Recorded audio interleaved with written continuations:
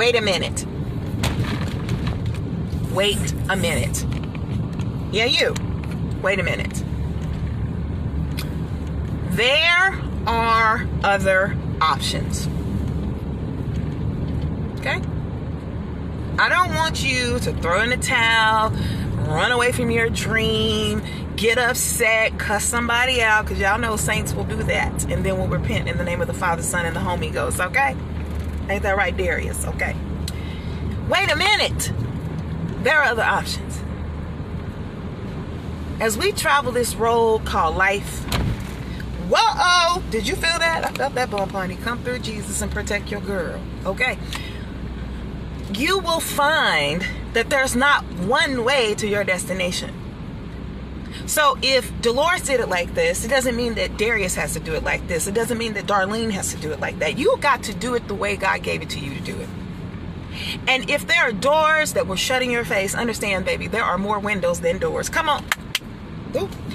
And then maybe you have friends that have the faith like the man who couldn't get in to see Jesus, and they tore the roof off the sucker and they lowered him down into that. Now I want you to imagine in your spiritual eye, because see, you got mind sight and then you got eyesight. Sometimes your eyesight plays tricks on you, but your mind sight, like my mind is made up, there's no turning back. I'm going to see that. I can taste it. Right on, right on. This thing called life. You got to know that you know that you know that you know that you know that you know, and that you know it all to pieces. That you were called for this, or I was made for this, as my girl says, Tommy Terrell. She says, I was made for this. And haters are going to hate. That's their job. But if you're going to level up, that's your job. You're looking for the next staircase or the stairway to heaven. That's what you're looking for. And you know, sometimes you don't have them. And back in the day when we didn't have steps, we would get big old rocks and we would, you know, stack them on top of each other. You know, at home we would get a chair and get up in the cabinet.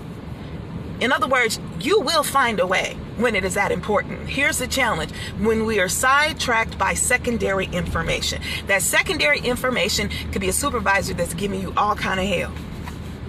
She's secondary. He's secondary.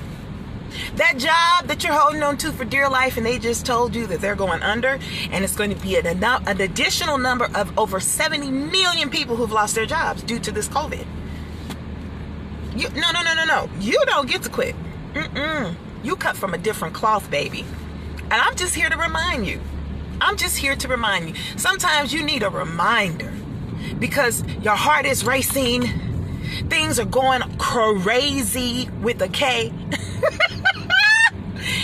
And you're trying to figure the thing out. But there's some things you can't figure out. Some things you got to let God work it out. I was listening to Jay Moss this morning. I was like, what?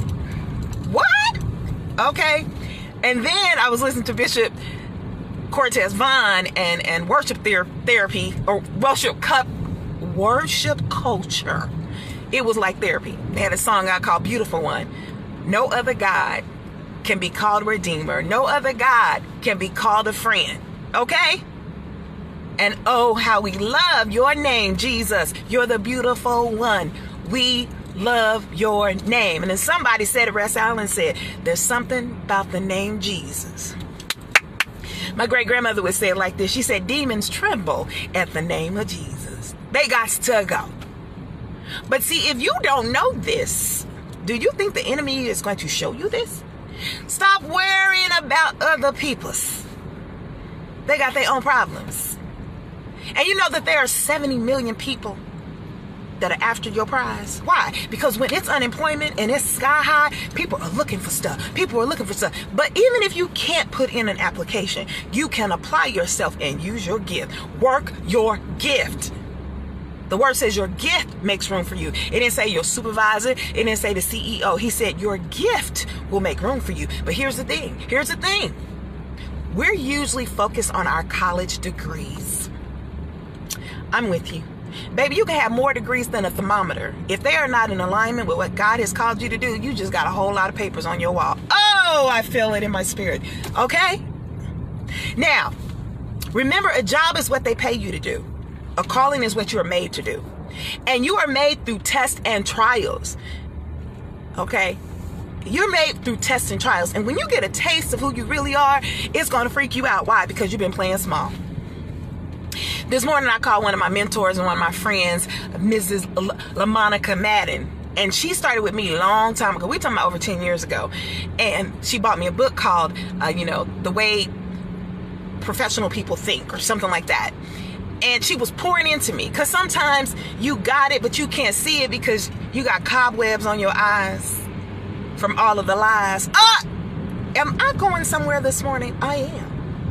You got cobwebs on your eyes because of all of those lies that somebody told you.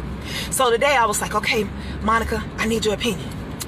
I'm working on my title. Because, sometimes people are like, well, what do you do? And where are you from? And, sometimes I'm like, my name is Dolores. But, when you get ready to help people, they want credentials. They want you to sound important. They want you to be important. And you are important. So if I have to add a title, in addition to the comeback coach, my girl, LaMonica, said, you are a life reinvention strategist. I said, come through with it. That sounds sexy, don't it? Okay, it sounds really professional. But y'all know what the point is. I'm not going to let you sit down. I'm not going to leave you down. You have wasted enough time pouting. It's time to be about it. You got to be about it. And listen, somebody need to get a 2-week notice. If you want to be nice, you can give them 3 weeks. Because the last thing I'm going to deal with is somebody acting crazy with me. I'm not going to do it. And see, sometimes those jobs that you want to stay on, things become uncomfortable. Not necessarily because the person, they're being who they want to be. Because some of us get too comfortable. I'm going to stay right here and die. And you get one of them people that they're just looking at you, watching the clock, doing all this, all up in your business, all in your Kool-Aid, don't know the flavor. Knowing that your mom and them make fruit punch with lemonade on Sundays. That's what's up. But that's not your problem. You don't worry about that. What you focus on is what's your plan. And you got to work your plan. And if you don't have a plan right now, this is the level playing field. COVID said, listen, everybody got a computer, and if you don't, you can go find one. Now you got time. You don't have to run uptown. You don't have to get any, tickets or airline tickets or hotels. You can stay right there in your home and you can tap in. All this past weekend, I was on YouTube. I'm watching tutorials that are going to help me go to the next level. Because see, sometimes you have the content and you have what it takes, but you don't know how to put it in order. You need a structure. You need a strategy. That means we're going to do this and then we're going to do that. And then you got to have a contingency plan. What is a contingency plan? The contingency plan is just in case I got to shift. This is my contingency plan. See, when I was in radio, when I first got in radio, now I went to school to be a news reporter. But baby, when they sent me to cover a murder on Valentine's Day, I was like, Jesus, now you know this ain't me.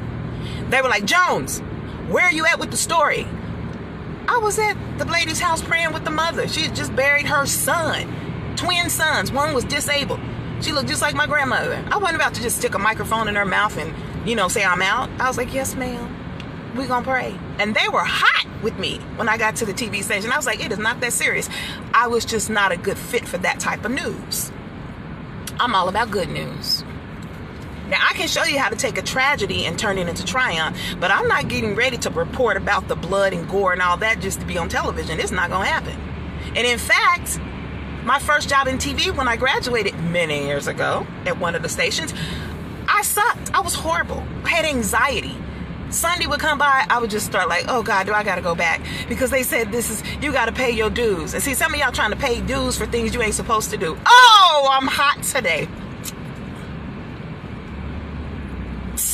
You paying dues for things that you're not supposed to do. And when Mr. Chew took me into that office and tried to chew me out, no pun intended, that man was coming for me. And I said, God, whatever you do, don't you let me cry. Don't let me cry up in here. But he didn't know that I had already been in praise and worship early that morning. And the Spirit of God said, I want you to get dressed up. I was like, God, you going to put me on TV today? I was like, this is going to be the moment. No, I had to go into this meeting. And that Mr. Chew began to tell me what I wasn't. And eventually, y'all, I cried. but not like those who have no hope. I actually went into my prayer language because what is in you is going to come out. Boy, that devil looked at me like this. Because he said, I know you want to hurt me, hit me. He was trying to provoke me. Devil, don't. No. I said, you know what, Mr. Chu? I don't hate you. I want to hug you. Can I hug you? He's looking like, we're forcing her out the door. And she said she want to hug me. Because I knew he wasn't running nothing but his mouth. Hello? So I hugged him. And there was another lady in there named Cindy. And Cindy was sitting there like, what is going on in here? I said, Cindy, I'm going to hug you too. And then I dried my eyes. I said, Mr. Chu, you know what? Every time I was coming in here, I was feeling sick. I had anxiety. I said, but now I know. Today, I know where I'm really supposed to be. I'm supposed to be somewhere building people up. So when they meet somebody like you who tells them what they cannot do, they will know, oh, yes, I can. And what is Jones doing today? I'm doing the exact same thing. God took me to the radio station, and then he put me on TV on my own terms. See, sometimes, when I went to get a job one time, they said my hair wasn't right. Like I had, braids. It was before they started accepting our, Black is Beautiful hairstyles. I had like these, what you call those things, ladies? Those real small braids, and I didn't have time to take them out, but I showed up anyway. And when I talked to the hiring manager, I said, let's just be real. Because sometimes they try to dance around stuff. I said, is it my hair? Well, yeah. She wasn't even thinking about my intelligence.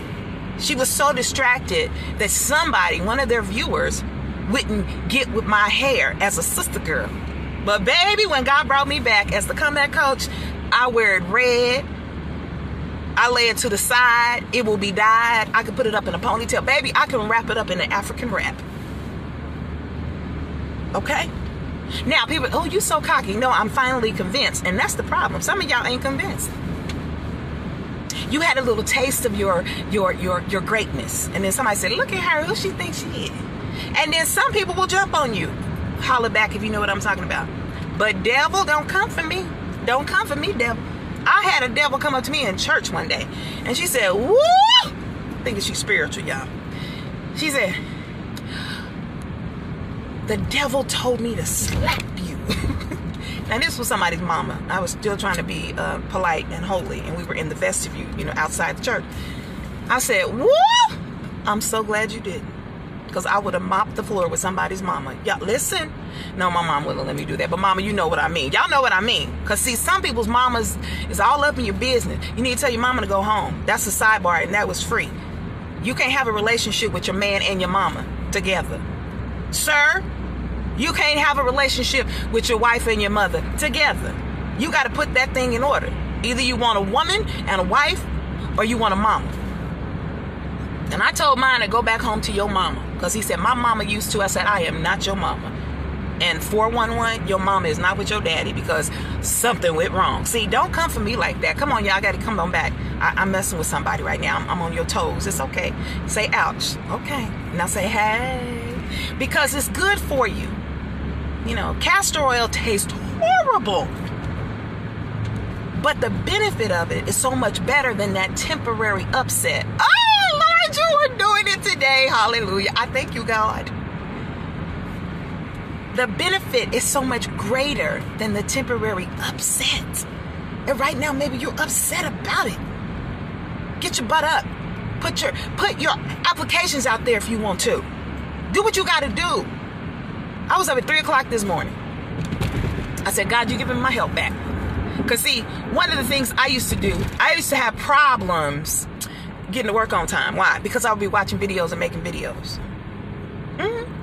And some of the people that I admired, one particular guy, his name is Derek Jackson, and they call him Team Jackson. And he said, y'all, I used to be late to work, because he was trying to balance the job and the calling. And so he would be writing, and I'm the same way. When I wake up, like I told you, I spend my first 20 minutes pouring into my spirit, giving my mind medicine, right? All right. And I can't help it. And then when I'm going into a location, I still got to talk to y'all. Why? Because it's in me. This is my assignment. And I've learned that the only way I'm going to be happy and fulfilled is to be on purpose and to be progressing. Progressing, meaning if you can't do a whole lot of it, do a little bit. Dolores, what are you talking about? Okay, I'm glad you asked me. I got you. I was in graduate school working on my master's of social work. Why? I like to help people. That's just in my nature. And an opportunity came about at a radio station.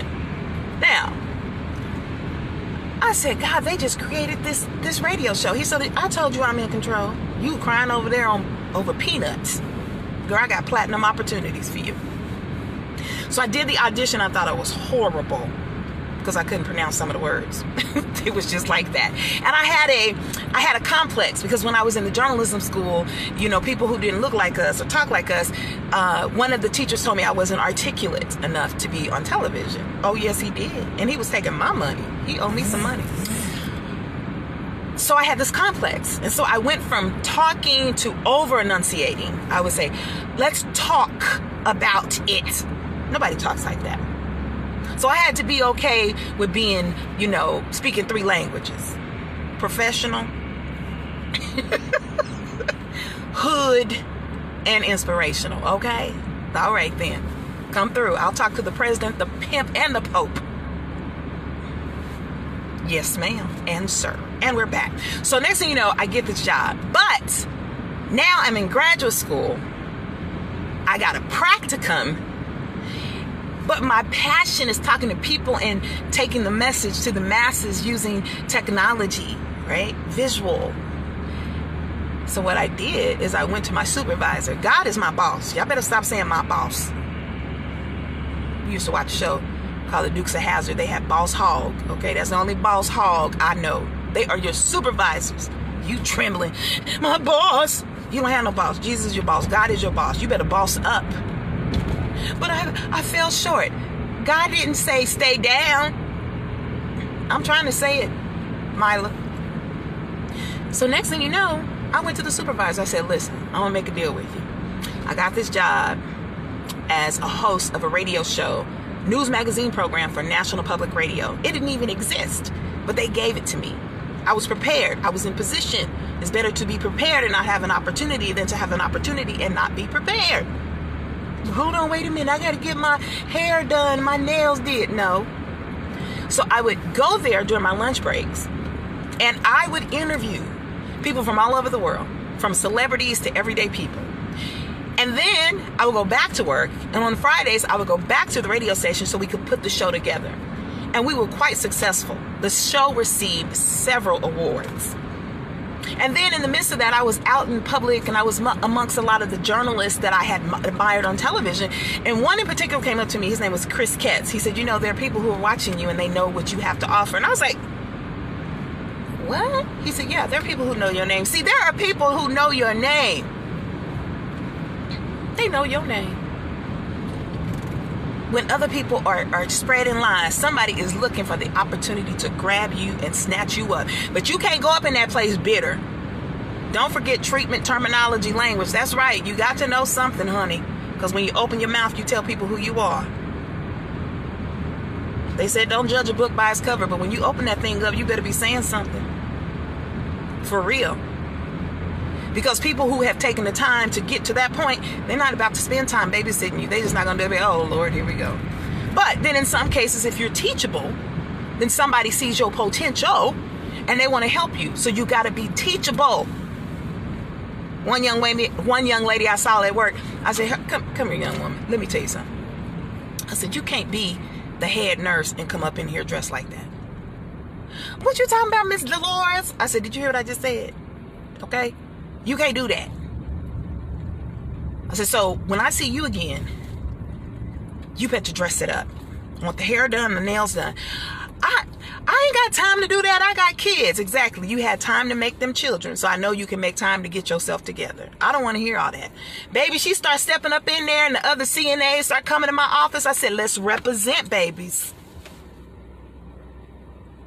See, we got to know that we got to play it forward. And then when we see our little ones, our young ones, or our lost ones, we got to pull them in and hope and pray that you teachable. I know you know how to twerk, baby, but do you know how to work? Okay? I know you want to level up. I was watching the video yesterday. I said, okay, how do they shake their butts like that? I need to do that to lose weight. Baby, after you are finished, what comes out? Is there substance? or just echo, hello. No, don't be shallow. Well, I can't read. I was talking to one of my other mentors. See, there are women I surround myself with, because like Obed-Edom in the Bible, people were blessed by his associating with him. That's why you got to be careful who you spend time with. You could be blessed by association the same way you can be shot. That's why I don't hang around crazy folk who starting fights. So they're like, you can't ride with me. Somebody's like, why don't you take my car? I was like, I don't want to ever take your car, because I see how you clown. Nobody's going to have a mistaken identity and shoot up your car and hit me. And it could be family members. See, sometimes, well, blood is thicker than water. Blood will come out your head like it will anybody else's, and you will be dead. Not just dead, but dead. And you be like, dang. And they'll be speaking over your body, talking about, she has so much potential. He has so much potential. Listen, there's no such thing as a quick fix. If you want something that's going to last, it takes time. It's called character. It's called commitment. You can't be a cry baby. I used to cry all the time. Oh, nobody don't like me. And I was a people's pleaser too. Baby, if you listen, that's the problem. You can't please people. If you train them to expect that you're going to cater to their every need, you have a problem. Now listen. I'm almost at my destination, and it's all right. Thank you, God, for safe travels over the highways and the byways. There's a chapter in my book called Cater. Cater to your man. C-A-T-E-R. Well, my definition of cater, C-A-T-E-R, is consider. Hold on, y'all. Consider. Oh, carefully. I need to read my own book again. I'll do it. Hold on. Cater. Carefully. Oh, carefully attend to expectations realistically. Okay, because some people want you to do something that is not even a part of who you are, baby. You trying to bend over backwards. You're like, I ain't a pretzel. I had to tell somebody that, you're going to have to lose weight. Oop, I'm telling my business. Let me stop.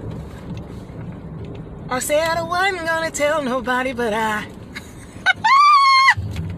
All right, y'all, listen. Share this video. We'll come back for part 2 and a 3 and a 4 if we need to. But I want to appreciate you. I got to go get my mind right.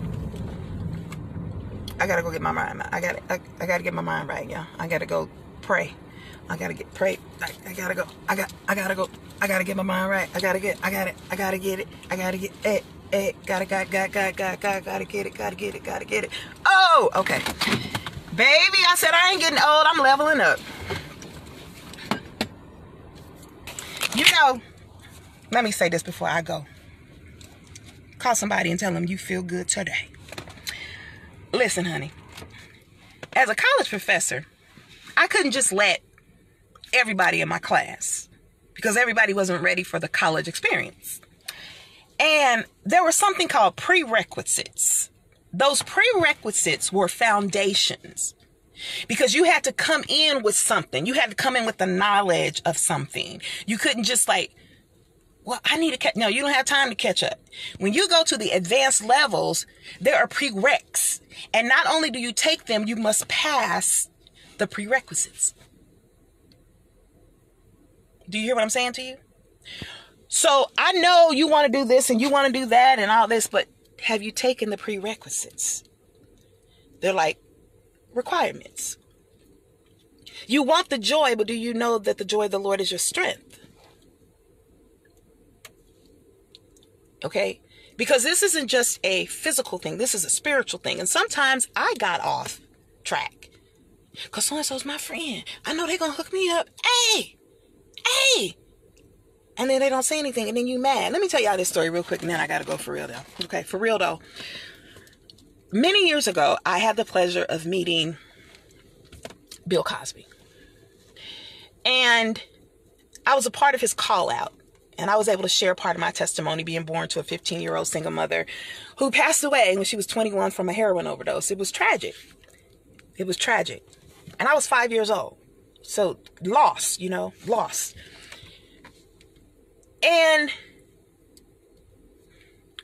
because of him, and his efforts with Dr. Alvin Toussaint, they did videos. And next thing you know, I started receiving calls about videos that people saw me in. Now, Bill Cosby didn't tell me anything about this. And then one day I'm at home with my son at my house, and I got a call from the Oprah Winfrey Show. They was like, Dolores Jones, yes, this is Eric from the Oprah Winfrey Show. Yes. We want to fly you out to see Oprah. There's a book coming out called Come On People, On the Path from Victim to Victors. And you're in it. I was looking just like this. Then I hung up and I started shouting. So I was like, shut up! My son was like, Mommy, what's wrong? It took me 18 years to get that invitation. 18 years to get that invitation. Of course, I went to Chicago. They let me come through the secret door. But the other thing, when I got on the plane, I had my vision board. A vision board is your idea of where you want to go, because there's something called the RAS in your brain, the reticular activating system. And when you set your mind to do something, you start to notice the things that you need to do. That's what happens. That's why people say, you don't spend time with me no more. Because you're not about that anymore. You ain't about that life. You got to keep going. So anyway, there I am. She invites me center stage. I'm crying. She makes sure I have pictures of this, videos. I'm just like totally excited. I get out there. I'm like, I'm in the book. She's like, I know. And then I showed her my vision board. And that day there was somebody from Borders Books, right? And so they said, we want to talk to you about a book deal. I was like, wow. But I wasn't comfortable enough to tell the story because I knew everybody wasn't going to be happy. So I sat on it. That was 2007, y'all. It's 2020 of the one. Okay. Yeah. So we get back to Kansas, and I was in the middle of separation and a divorce. And 14 days later, after my appearance on the Oprah show, I was in the hospital. My husband. We had an altercation. I had stitches. My tooth was pushed back in my head. I had to go through all kinds of hell to get my face looking like the way, well, it was just my teeth and my lips, right? But thank God for Jesus, because I don't look like what I've been through. But that don't mean you keep standing in the stuff talking about, God, I know you did it before. Can you do it again? Hit me in my eye this time. Can you put my eyeball back? No, baby, don't be no fool. Okay, don't be no fool. Lastly, so God brought me back. He restored me. And a friend of mine contacted me. He said, hey, Dolores, you know that picture you got with Oprah and Bill Cosby? I said, yeah. He said, that picture's worth like $50,000. I was like, it is? He said, yeah. You need to call Bill Cosby and ask him for a testimonial. That's like this thing that they say, oh, Dolores is great. You should hire her. And I was like, for real? Now I was minding my own business, and he meant well. So next thing you know, I reached out to Bill Cosby's producer, and she responded with a stank attitude. She said, he don't have time for that. I was like, oh.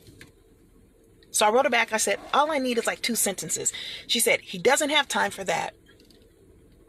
And don't ask again. I was like, oh no, don't make a black woman take her earrings off. So I was really upset. I was so upset. So I did an interview about the situation on another friend's channel. Then his people called me back. I was like, okay. Oh, bad publicity. But you didn't want to just help me when I just asked for help. I didn't even ask you for money from the book sales. And other people were like, well, he didn't have to put her book in there anyway. Shut up, okay? So next thing I know, Bill Cosby wrote me. He did. And he said something, and at that moment, it was relevant. But this is what happened. Because I was still like, God, dang, I ain't going to make it. I mean, dang, And a friend called me, and she said, I didn't want to call you, but God told me to call you. By this time, I don't have no job. I'm getting ready to get evicted. Just some calls you don't need. And she said, I told God I didn't want to call you. I said, okay. She said, because you're so arrogant. I said, oh! I'm on the other phone like this. I'm like, oh, she ain't calling me with this foolishness. And she began to say, I saw how you treated your brothers when you were moving. And she let me have it. And as she was going on and on and on and on and on, my internal conversation said this. This is what I said. I said, what's she going to tell me, Lord? She ain't nothing but a single mother with some babies. And he said, boom, right there. I'm after that right there in your heart. That's what I'm after. He said, how dare you disqualify my people? because they don't measure up to somebody else's standard. I was like, oh, Jesus. So I hung up the phone, and I was walking towards the kitchen, and God broke me down. I fell on my knees. I cried. I apologized to God. I was like, God, I'm so sorry. I mean, I was toe up. He said, let me tell you something. I am your source. The other people are your resource.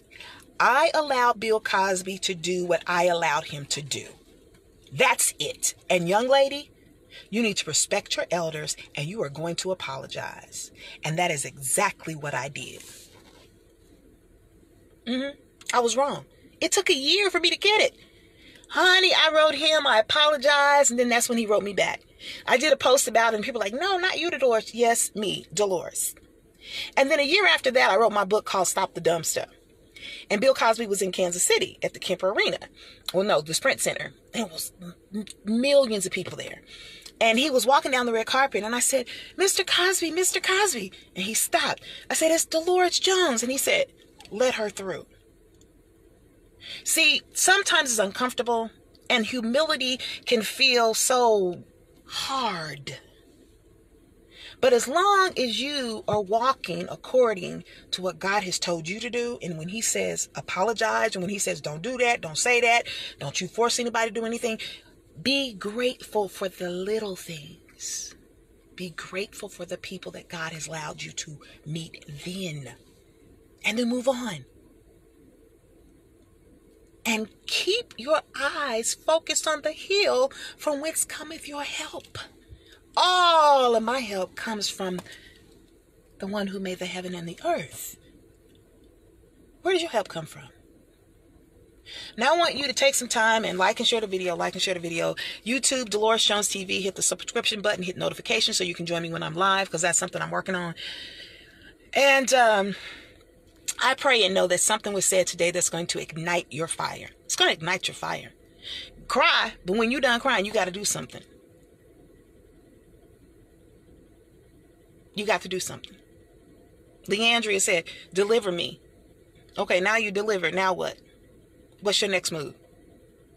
The word talks about when you sweep a house clean, if you don't put something in it, then more demons come back to take over.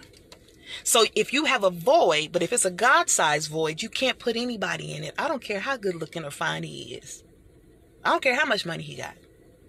If it's a God-sized void, you fill it with God. Now the other voids in your self-esteem, in your education, you got to work on that. How?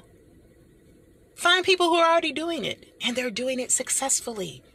Like our former First Lady. Michelle Obama said, success leaves clues. And she also said, you know, if you see something you want to do, find somebody who's doing it. And then reach out to them. And then you do what you need to do. But you got to stay consistent. And yes, things have timetables. Timetables? Okay. Deadlines. But when God gives you another opportunity, you better snatch that thing and have a fresh start. You better hold on. You better be like the one who said, I won't let go until you bless my soul. You be like, I ain't letting go until I see my breakthrough. Why? Because there are people behind you that if you don't break the wall, they can't get through. And then what'll happen if you talk to God? You be like, okay, Daddy, Lord, I love you. And he like, yeah, well, let me holler at you, Dolores Jones. Didn't I do this? And didn't I do that? Didn't I make you this way? And didn't I do that? Yes, Father. Why did you keep it to yourself? Well, because they're not me. Well, I am who I said I am. Well, Lord, they weren't there when you were in the hospital about to lose your mind. Well, God, they didn't break up the blood, the blood clots that were in your lungs and your legs, and you was walking around the day before, and one hospital gave you an aspirin. You got to your surgeon the day before your surgery. Your surgeon said to you, go to the hospital right now. Do not go back home. They threw me on the table. Well, okay, I lay down. And they got an x-ray. And a man came in, and he was a doctor. And I said, hello. He said, I had to see you. I said, why? He said, because we're trying to figure out how you walked into this hospital. He said, sweetheart, you have blood clots in your arms, your lungs, and your legs. And before we can go into the operation, we got to figure out how to break up those blood clots. So I was supposed to be in the hospital for 3 days. I was in the hospital for 2 weeks. Don't tell me that there's not another way. Wait a minute before you throw in the towel. Wait a minute before you say I quit. Wait a minute. There is another way. And there's a blessing with your name on it. Now get your butt up. Dry your tears. Get in the shower. Whatever you got to do. Hit that dragon. Because you're going to be talking to people. And show up. So God can show out. I appreciate you. I love y'all. Okay. Click, tag, and share. Hey, sis. All y'all. I love y'all. I love y'all. I got to go, y'all. I got to go. And then kiss yourself. And you are a beautiful creation of God. You're sitting there wasting your time. You know, have you ever sat down and just looked at those pictures where you were like, hey, you're the same person. And you wasting time. Okay, I got to go. I told you I got to go a long time ago. See you later.